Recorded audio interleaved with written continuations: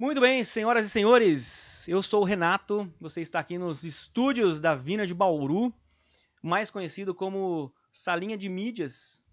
Eu prefiro esse nome, acho mais divertido. E seja muito bem-vindo, você está no Vinerdcast.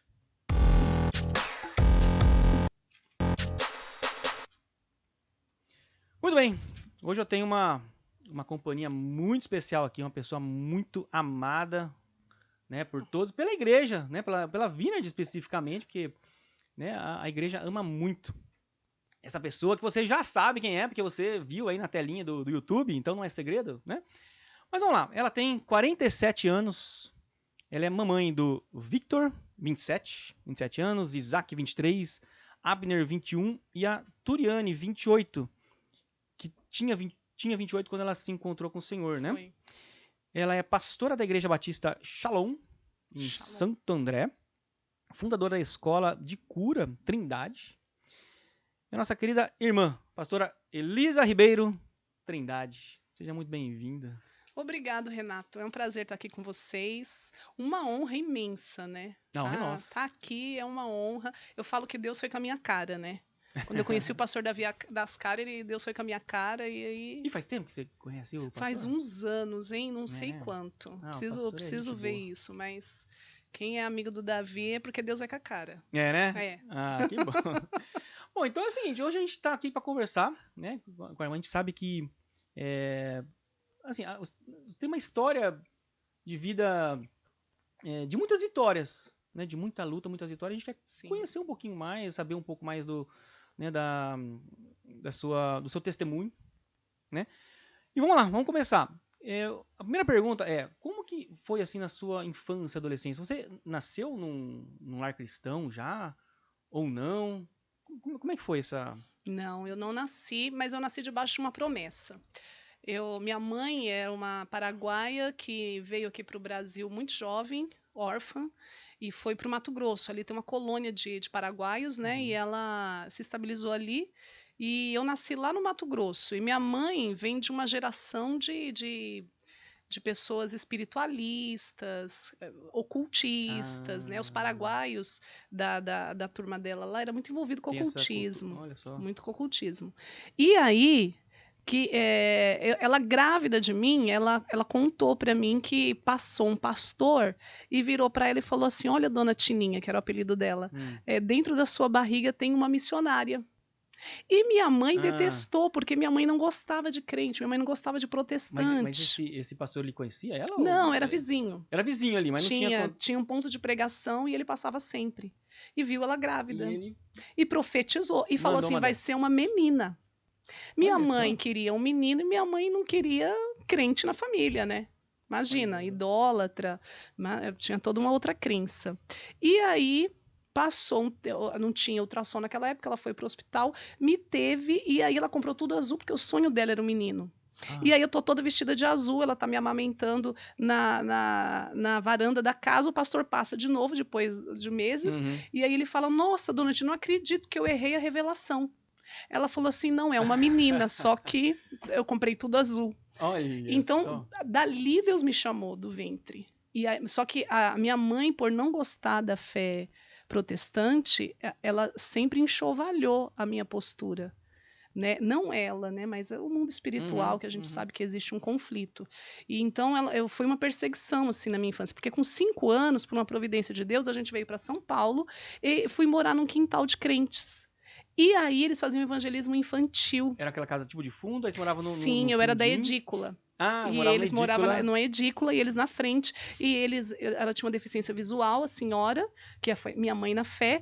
E aí a igreja vinha entregar Santa Ceia. E toda vez que eles vinham trazer a Santa Ceia, que eles começavam a cantar, eu com 4, 5 aninhos, eu começava a chorar.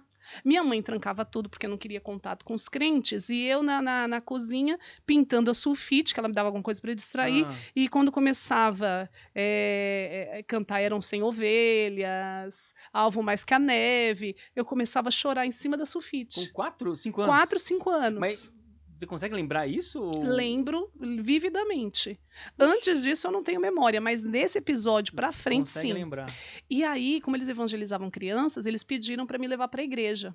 A minha mãe, com aquela cara ruim, virou pra mim e falou, você que sabe. Eu quero. Claro, né? E aí, por educação, ela deixou. Só que daí era o trabalhar de Deus, um laço santo do alto, né? Porque daí esse meu paizinho na fé me levou de 81 até 88. Eles me levavam para a igreja. Aí teve uma época que eles não podiam ir por problema de saúde. Eu, com 8 aninhos, eu ia quilômetros de casa. Nossa. Eu ia sozinha para a escola bíblica. Então a minha fé foi muito solitária, porque a minha mãe permaneceu no ocultismo, meu pai era alcoólatra, era de jogatina, enfim, não tinha uma assistência espiritual. Mas eu tinha uma fome por Deus. Eu tinha uma fome da santidade de Deus. Você tinha essa consciência? Ou dessa fome? Ou ia simplesmente do... Não sei, não, do que algo sentia, movia, não, algo movia, uma presença. Porque quando eu chegava lá, eu tinha experiências que não compactuava com o que eu compreendia. Porque como uma criança de 6 anos, obviamente, eu não alcançava a teologia pregada no altar. Sim. Mas a minha experiência era vívida no sentido de sentir. Eu sabia que naquele ambiente existia algo sobrenatural. Eu não conseguia explicar o que eu sentia quando eu chegava em casa, que minha mãe perguntava o que tinha acontecido, que às vezes eu chegava toda inchada de chorar. Puxa. E eu não conseguia explicar para ela porque eu não tinha essa... Não era sistemático dentro da minha cabeça, não era organizado. Eu nasci de novo, este é o batismo com o Espírito Santo. Não, eu ia envolvida por aquela atmosfera de santidade. E você consegue lembrar algum episódio assim? Marcante? Muitos. Acho que o mais marcante, que foi assim, até perigoso para mim, que Jesus não vigia nada, vocês sabem, né? Eu fui numa administração, eu tinha 8 anos de idade. Aí veio um irmão pregar que ele tinha sido livre do edifício Joelma. Talvez até eu não sei se ele está vivo, talvez essa transmissão chegue a ele. Que legal, né? Eu tinha 8 aninhos e ele foi pregar na Assembleia de Deus da Rua Gana, em Santo André, e eu estava lá em 87. E eu tô sentada assim, e ele falou assim: olha, eu fui livre, mas Deus permitiu que ficou uma marca no meu braço de uma queimadura. E ele falou: essa marca doeu muito, foi difícil de curar, mas quando eu mostro ela hoje, Deus manifesta a glória dele. E aí ele fez assim com a camisa e levantou. Na hora que ele levantou, mas foi um batismo com o Espírito Santo em massa, assim, ó. O povo no poder, na unção, caindo, chorando, tremendo. E você tinha 8 anos. Eu, nessa idade, comecei a tremer, chorar, não conseguia mais andar. Não conseguia sair da igreja, ninguém conseguia sair. Foi um avivamento, né? Assim, a presença se estabeleceu. E aí, eu lembro até hoje, a dirigente do Círculo de Oração me colocou dentro de um Fusca, carregada, porque eu não andava, estava jogada no chão. E chega com a minha mãe, ocultista, comigo nos braços. As irmãs do Círculo de Oração, e me entrega para minha mãe nesse estado. Mas e aí? Então, você imagina, louco. Eu imagino a sua mãe minha mãe, o que vocês fizeram assim, com a minha filha? E começou aquele barraco, e eu não conseguia explicar, porque eu estava cheia de uma presença que eu não conseguia mais expressar o português. E você tinha 8 anos, né? Era titica. Né? E aí, eu lembro que ela me pôs na cama, me cobriu, pôs as irmãs pra fora. Foi um auê. Aí, no outro dia, eu tinha um diário, naquela época. Foi o barraco da vila ali, né? Ela detestou, porque ela achou que tinha acontecido uma coisa grave. Aí as irmãs tentou explicar que era presença, que era unção, né? Aí eu escrevi, eu lembro até hoje que eu tinha um diário da Turma da Mônica que ela tinha me dado, e aí eu escrevia tudo que acontecia comigo no diário. E aí, no outro dia, ela leu a minha experiência. E eu lembro a frase que eu escrevi: Jesus me abençoou muitíssimo. Nossa. E aí eu descrevi a minha experiência. Então tinha muita coisa assim sobrenatural. Não era teológico, porque eu tô falando, a minha mente não alcançava. Sim. Nem eu tinha nascido de novo. Eu tinha toques da presença, né? Que já era um preparar de Deus ali que maravilhoso. Nossa, aí foi isso na sua infância. Aí entrou na adolescência.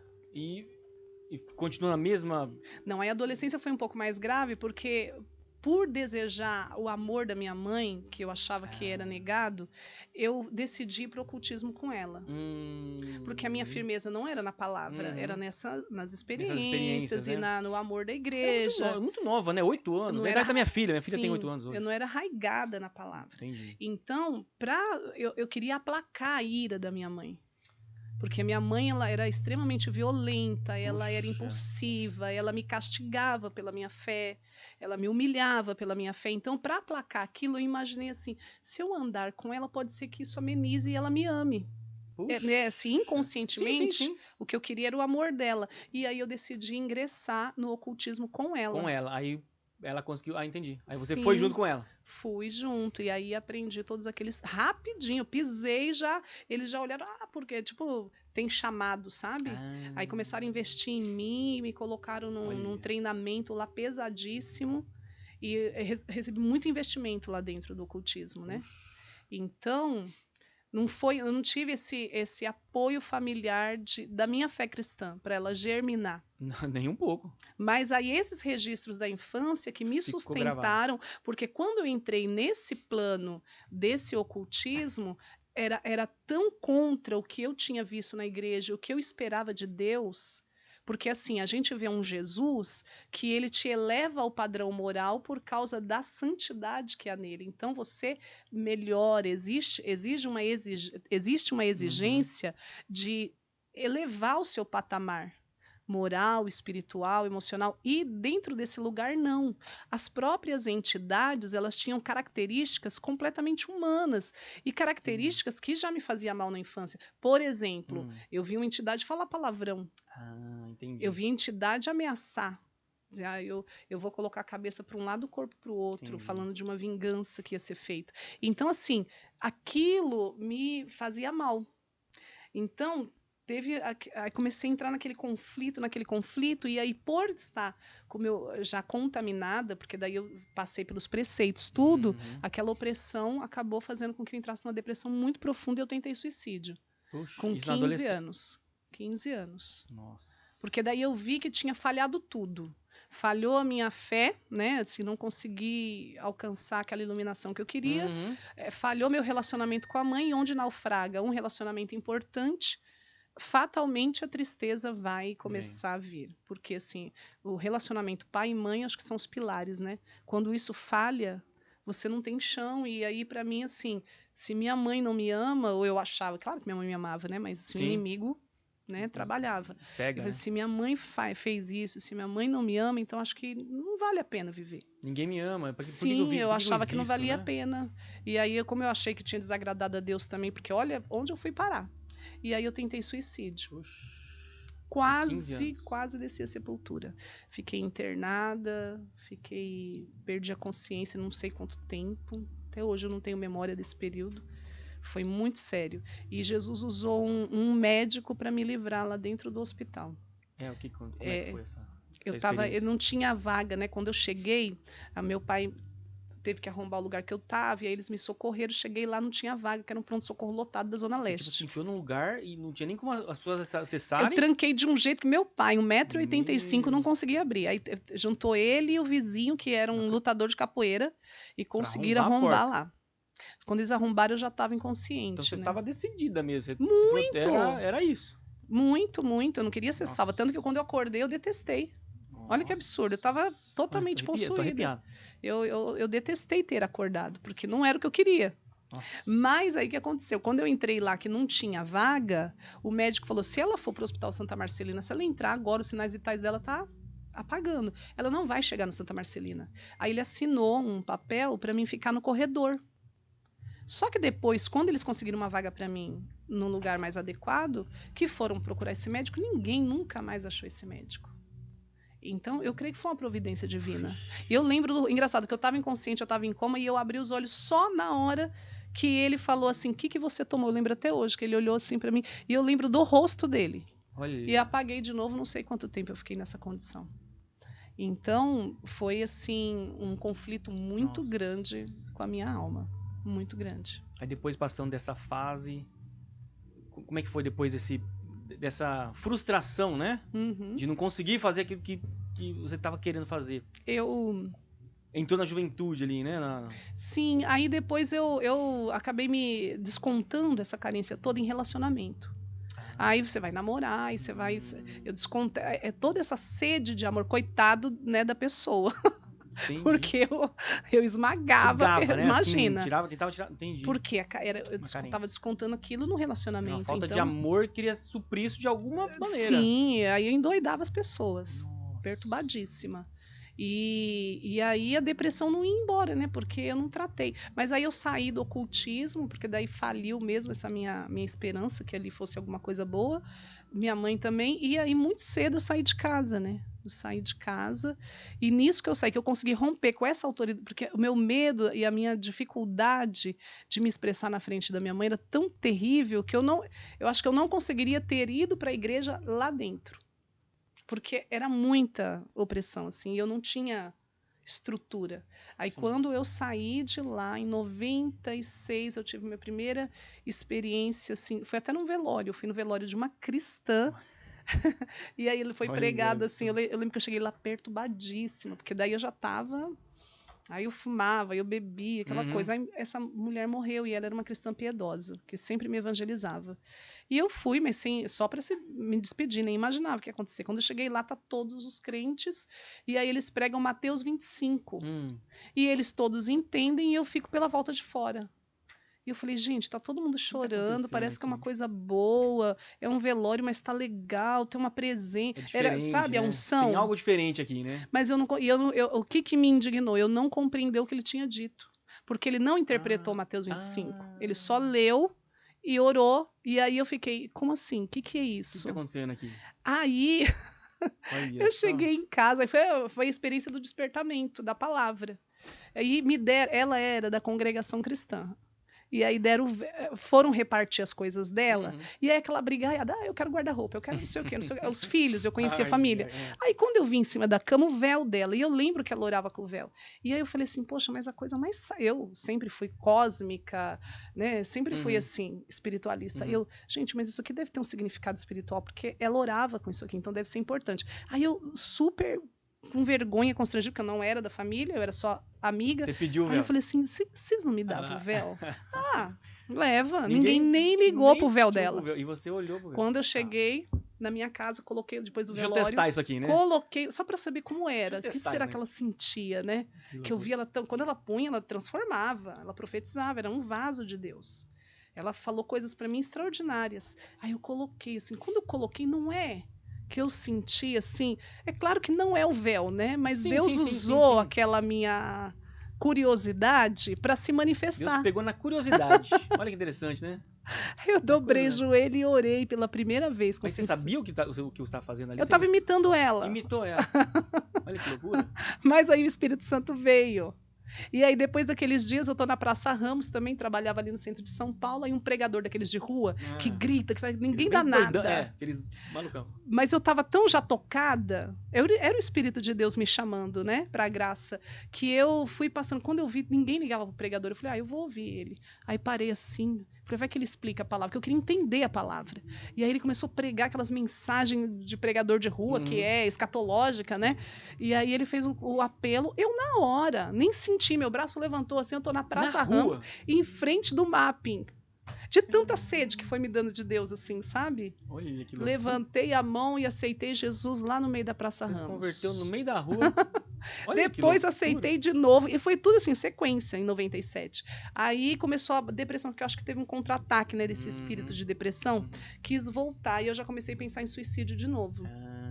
Aí naquela semana eu falei, não, antes de eu fazer uma bobeira, eu vou na casa do vozinho, que era aquele que me levava na igreja quando eu era criança. Aí fui lá, que eu sabia onde era a casa dele, falei, vô, eu vim aqui, você pode orar por mim? Eu dobrei o joelho e nasci de novo.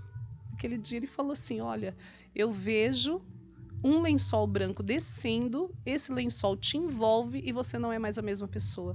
E quando eu levantei, eu tinha nascido de novo. Não era mais a mesma Não era mais. Aí, quando eu levantei, todo o efeito... Eu tinha usado algumas coisas, todo o efeito daquilo tinha ido embora. Eu tava lúcida, eu tava bem, vontade de viver. Aí, no outro dia, eu perguntei que hora que era o culto e fiquei com eles lá, acho que 2 ou 3 anos. E nesse momento, quando você levantou, né? Veio aquelas coisas da sua infância? Sabe aqueles momentos que você viveu na sua infância? Ou... Eu acho que por o vô ter sido meu pai na fé, que é esse mesmo que orou no dia que eu nasci de novo, teve essa aura, tipo assim, cheguei num lugar seguro. Porque a casa dele era esse símbolo. E a casa que eu recebi Jesus era a mesma casa de quando eu era criança. Então ele era um porto seguro. Sim. Tipo, você, às vezes, quando você ligou, foi lá, né? Você já tinha isso no seu coração, tipo, ali é o meu lugar seguro. É onde Deus se É manifesta. onde eu preciso buscar ajuda, né? E ele orava por mim desde 88 até 97, ele ficou orando por mim. Desde que eu saí da igreja. Eu entrei em 81, saí em 88 e voltei em 97. Nesse período, ele nunca deixou de orar por mim. Olha. Então, ele era o meu pai na fé. Um homem cheio do Espírito Santo. Cheio. Ele era fantástico. E aí foi ele que te levou pra igreja, sim, né? Me levou de novo, né? Pela segunda novo. vez. Primeira quando eu era criança e depois já nessa fase de juventude. Aí começou a se envolver com a igreja. Com 20 anos, aí eu me converti. E aí comecei a aí mergulhei, porque daí começou o apelo da palavra no meu íntimo, a espada da lei, né? Entrando na divisão da alma e do espírito. Aí foi o meu contato com a palavra. E a palavra me firmou. Porque na infância eu não tinha isso, né? Olha, e assim, aí você já estava lá convertida, né? Como que Jesus te levou pro seu ministério? Né? Como que houve essa... né, o vozinho orando por mim. Toda semana eu ia lá, era um ritual ele orar por mim. E aí um dia ele falou assim: eu vejo você com uma espada nas mãos e você guerreia com essa espada e vai ser uma luta muito grande, mas você permanece com essa espada e você atravessa até o fim da tua vida com essa espada. E aí ele interpretou, e foi o dom da palavra que Deus está te entregando hoje. Naquela semana eu fui numa oração e Deus usou um vaso também. E aí que eu comecei a ter contato com esses mistérios de Deus, né? E na hora que a gente estava orando, ele falou, veja uma espada na tua mão. Aí mais de 10 profetas, a espada, recebe a espada, recebe a espada. Então começou no profético, recebendo a espada. Que daí eu fui interpretar que era o conhecimento bíblico. Aí eu falei, o que eu tenho que fazer? Aí começaram a me instruir, estuda. Aí me matriculei na teologia, aí comprei as apostilas, aí fui ler, comprei dicionário, aí recebi meu primeiro convite de pregação, acho que foi em 98 ou 99. Aí de lá pra cá não parou mais. Tinha 25 anos. 25 anos. 90, acho que 98 ou 99. E não foi um cultinho, não. A minha primeira pregação não foi assim, um culto no lar. Foi um congresso de irmãs. Na fogueira já. Nossa, eu jejuei 3 dias. Eu não comia nada, nem bebia nada, de medo. Não era fé, não, era medo. Medo, né? Ai, que legal. Bom, mas muito legal. Eu fiquei arrepiado várias vezes aqui. Bom, a gente conhece a sua história, né? A gente, né, você já veio pregar aqui várias vezes. E a gente sabe que você passou por momentos, assim, de dor intensa na sua vida, né? E a gente crê que todas as coisas cooperam para o bem daqueles que amam a Deus, né? Isso é algo que é uma verdade na nossa vida, né? Como que Jesus usou esses momentos extremos, né, de perda, de dor, para moldar o seu caráter, né, para fazer você mais parecida com Ele? Como isso aconteceu? Eu acho que começou desde a infância mesmo, quando eu tinha que ser responsável por uma mãe que era instável. Eu acho que isso já me moldou para o senso de dever. É muito forte isso em mim hoje. Claro, teve uma época que era ferida, foi sarado, mas eu acho que esse senso de dever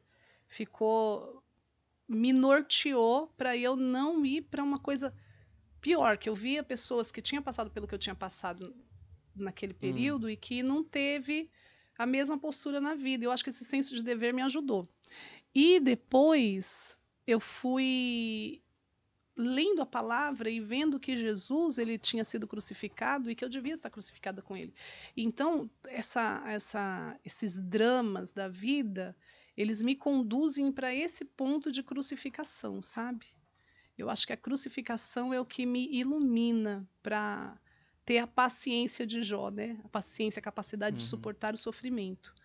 Eu acho que Deus me dotou de uma paciência, assim, que foi conquistada não por mim, claro, mas o Espírito Santo colocou através de eu olhar a paciência de Jesus, né? Eu olhar isso, eu acho que quando chegou as notícias, que a gente estava falando de Jó, né?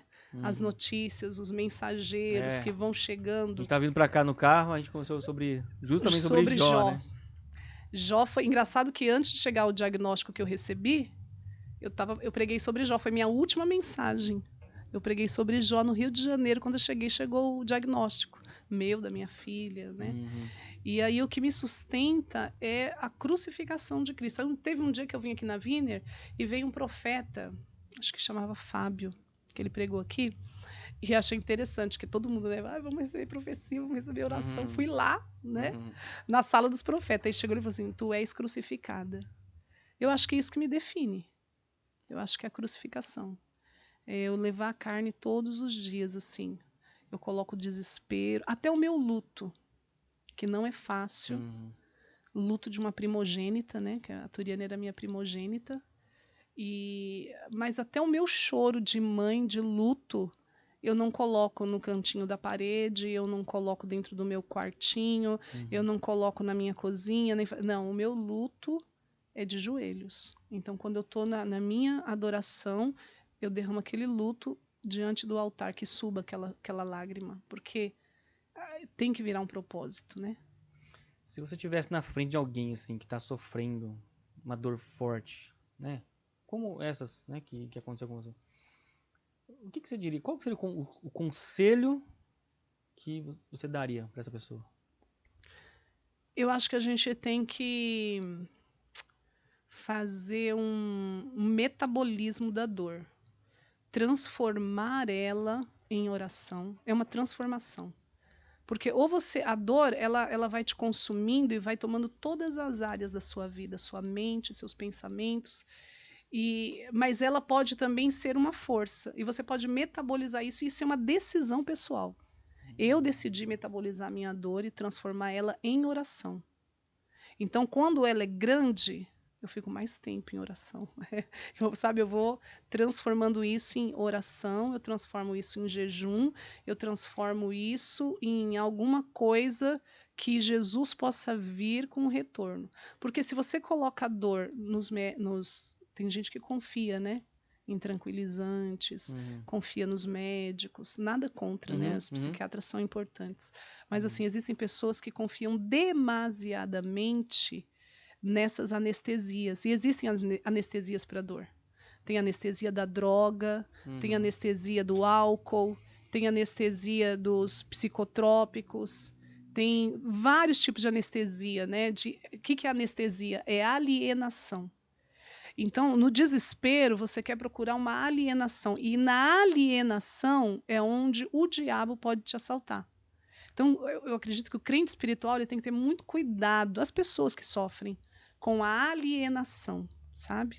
Explica melhor essa alienação. Então, quando, por exemplo, é você querer se distanciar da dor, seja por uma química, seja por um isolamento, seja por relacionamento, sabe? Você usa alguma coisa para se distanciar ou esquecer momentaneamente, porque você não consegue lidar com aquilo. É buscar alguma fonte de prazer. Também o prazer é uma alienação. Pode se transformar em uma. Pode comida, se transformar. Às vezes, né? Sim, sim. Eu acho que é um tipo de uma tentação para quem sofre. O isolamento. Qual que é a opção hoje em dia? Eu vou ficar no meu quarto, eu vou ficar com o meu celular, eu vou ficar com a Netflix, eu vou fazer uma maratona de série. É um tipo de fuga. Né? E, às vezes, você acolher a sua dor é mais inteligente, eu acho. Você acolher, enfrentar e esse metabolismo. Eu estou usando esse termo, mas acho que faz sentido. Faz. Então, você usa transformar isso para outro propósito. Transformar, sim, porque vira força. Vira força, é como se fosse uma mola propulsora. É o que a gente estava falando do Spurgeon, né, da depressão. A depressão dele era uma mola propulsora para a espiritualidade. Não que seja o único método, mas Deus, ele nos dá essa graça de poder fazer isso. Aliás, muitos heróis na fé tinham grandes dores, só que eles souberam usar essa dor para o lugar certo, para fazer a direção certa. Porque quando você transforma isso num propósito, o Espírito Santo, ele te fortalece, ele te renova, aliás, a grande ação do Espírito Santo, qual é o nome dele? Consolador. Então, quando você pega essa dor, em vez de fugir, ou de se vitimizar, ou de se isolar, ou de se alienar, você pega isso e leva lá e fala, eu tô sofrendo, mas eu tô aqui para ser sua. Sabe, que isso me conduz a algum nível de proximidade contigo. Tem até uma música da Assembleia de Deus que eu acho linda, que ele fala assim, que a dor me una a ti. Mesmo Quando que a seja minha dor que essa me aí, una que a me una a ti. ti. É. Então, a dor, se for para me unir a Deus, e aí vem o consolo. E sempre vem uma surpresa, irmão Renato. É impressionante. Quando a dor é muito forte, que você chega diante do altar, vem algo na tua direção, pode ser uma revelação na palavra que é extraordinário, melhor do que Rivotril, Melhor que qualquer coisa. melhor, porque aquilo tira. Nossa, é impressionante. A palavra. E uma coisa que você falou que eu achei interessante, né? Você decidiu assumir essa postura, né? Sim. Às vezes a gente fica buscando, assim, sentir alguma coisa, né? Tipo, sentir vontade de sair do buraco, vamos dizer assim. Uhum. E não é assim, né? É uma decisão. Eu acho que, principalmente, não ser vítima. Eu acho que esse é um segredo. Não se vitimiza. Nunca. Eu acho que a vitimização, sabe, a dó de si mesmo, a autopiedade. Esses dias eu tive um golpe de autopiedade. Ela te açoita do nada, assim, ela aparece, ela te espreita e te açoita. Eu até contei aqui na Wiener que eu cheguei guerreando lá na clínica de hemodiálise, amarrando demônio. Aí quando o enfermeiro veio compadecido, deu a mão pra mim, né? Aí ele, Elisa, eu vi que você tava passando mal. Tadinho, ele tava bem intencionado. Mas aí a autopiedade. Aí você já, é mesmo, né? Eu tô doente. Eu tô de luto. Aí você se entregou. Aí você já, o que você faz? Aí você aceita aquilo como um mimo, assim, você dá aquele mimo pra você naquela hora. E no meu caso, me faz mal a autopiedade. Existe alguém que se alimenta disso. Eu não consigo me relacionar com isso. Na hora, o Espírito Santo falou, Elisa, Elisa, volta aqui. Né? Aí eu, gente, o que eu tô falando? Não, tô ótima, tô bem, e tava mesmo. E então, a autopiedade, eu acho que ela aumenta a tua dor. Você já tem a dor é um fato, né? Inegável. Agora, a autopiedade, ela dinamiza isso. Aí a pessoa que fica com dor de estimação, não passa nunca. Porque o luto, ele existe, mas, sabe, ele tem processo, ele vai amenizando, ele vai se transformando em outras coisas, ele vai se transformando em saudade, ele vai se transformando numa memória boa, ele vai se transformando num senso de propósito, que você começa a ver o que Deus fez, onde ele quis chegar, que ele tem razão, ele sempre tem razão. Então, você dar razão a Deus também alivia muito, né? Porque tem pessoas que ficam questionando. E aí eu acho que a autopiedade, ela incendeia mais a dor e ela aumenta, e é mais difícil de você sair dela. Né? Muito mais, a vítima é muito mais difícil. E tem gente que é vítima crônica, né? Né? Ela sai de uma dor, ela entra em outra, ela sai de uma dor, ela entra o tempo inteiro. O meu pai, era minha mãe, era... Às vezes, quando eu tô trabalhando com cura interior, eu tenho dificuldade com isso. Porque tudo é o pai, tudo é a mãe, tudo é sempre responsabilidade do outro. Uhum. Tipo, sempre... Eu sou assim porque aconteceu isso comigo. A vítima crônica. Aí fica alisando aquela dorzinha o resto da vida. E você sabe que outro dia o Espírito Santo falou pra mim, Elisa, sofrer demais é obra da carne. Ó. Eu levei um choque. Não sofra tanto assim. É mais ou menos isso? Eu tava sofrendo assim, fazendo drama. Um draminha. Aí ele falou, Elisa, sofrer demais é obra da carne. Eu, gente, eu falei, é a tua carne. Eu falei, mesmo, porque no espírito tem o quê? A alegria. O que tem? Fé. O que tem? Paz. Aí ele começou a me levar para a cartilha de Gálatas. Eu falei, é mesmo, gente, eu tenho que sair da carne, porque a carne, ela quer. Tem gente que, o sofredor crônico, ele é carnal. Ele não consegue se abrir para o outro. Ele não se abre para o propósito de Deus. Ele não se abre para o novo de Deus, para virar a página. Ele quer ficar ali. Né? Então, a vitimização, acho que é a pior coisa que pode acontecer. Belíssimo conselho. E é o que eu não quero pra mim, né? Não. Que eu falo que é o meu perigo, que eu vejo a autopiedade nos meus horizontes, eu sei quando ela tá chegando, porque a gente quer se mimar, que é essa criancinha que a gente tem dentro da gente. Né? É a criancinha ferida. É o ego. A criança ferida. O ego querendo ser massageado ali, né? É a mesma, eu acho que é uma linha tênue, né? Da vaidade, da autopiedade, essa coisa de eu sou tão bonzinho, eu sou tão legal, eu não merecia isso, não devia ser assim. Só comigo. Que loucura. Muito legal. Bom, vamos lá, vamos finalizando aqui, chegando no nosso final do nosso Vinerdcast. Vamos lá.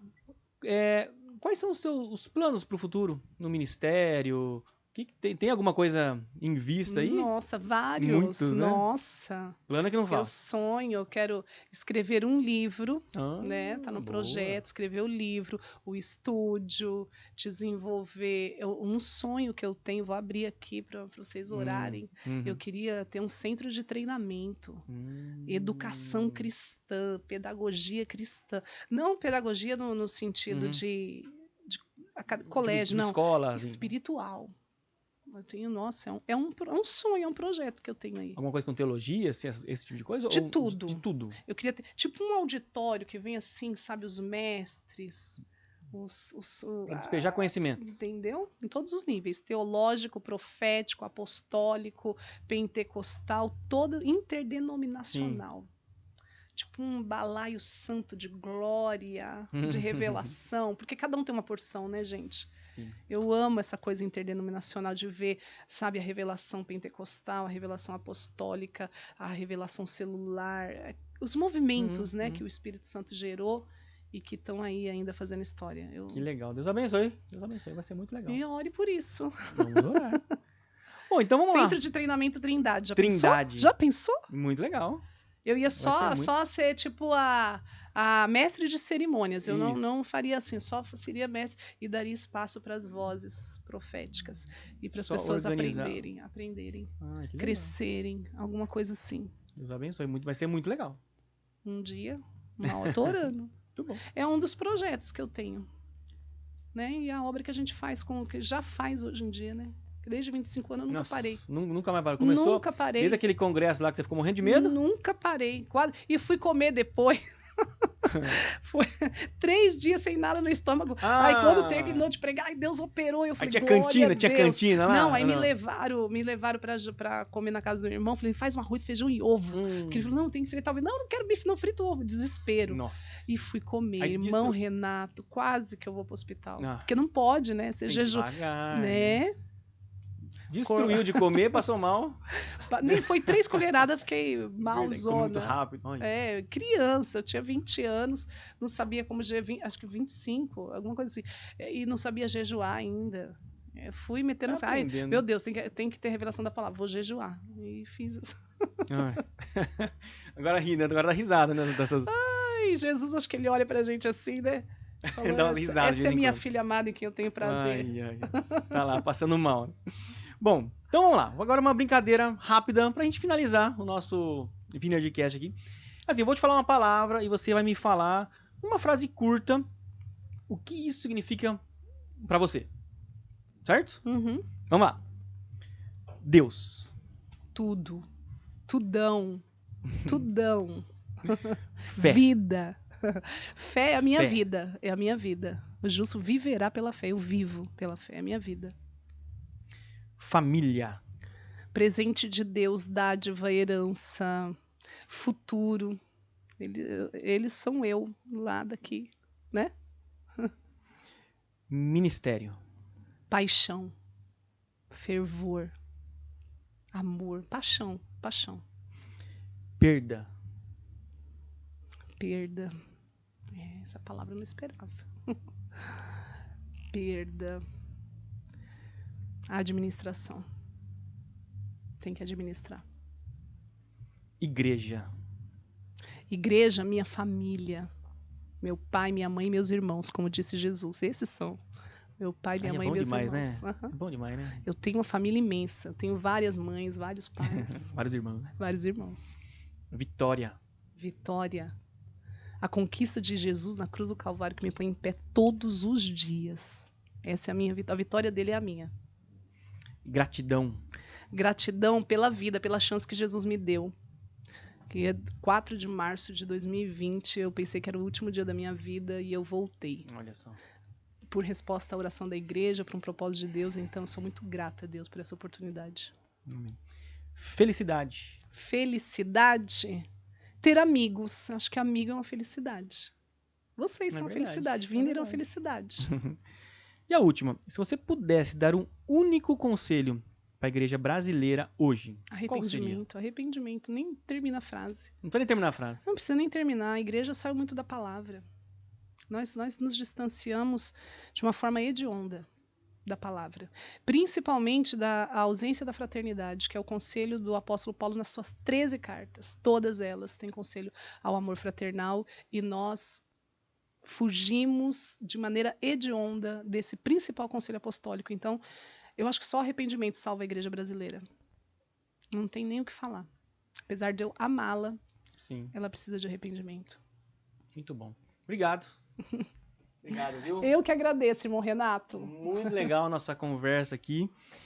E se você gostou, tenho certeza que você gostou, curte aqui, tem um botãozinho aqui no YouTube, né? Tem um coraçãozinho. É coraçãozinho ou é joinha? É joinha, né? Tem um joinha aqui no YouTube. Tem também um botão... Eu devia ter falado isso no começo do vídeo, né? O pessoal já compartilhar. Mas tudo bem, chegou até aqui, compartilha esse vídeo. Põe lá no grupo da igreja, da família... Né? Tem um aviãozinho lá, clica no aviãozinho lá e distribui esse vídeo. Isso é legal porque fazer isso, né, dar o joinha e compartilhar, o YouTube ele entende que o vídeo foi legal, que foi relevante e aí ele começa a mostrar para muito mais pessoas, tá? E você vai abençoar mais pessoas também. Muito obrigado, até o próximo vídeo, Deus abençoe, até breve, tchau, tchau.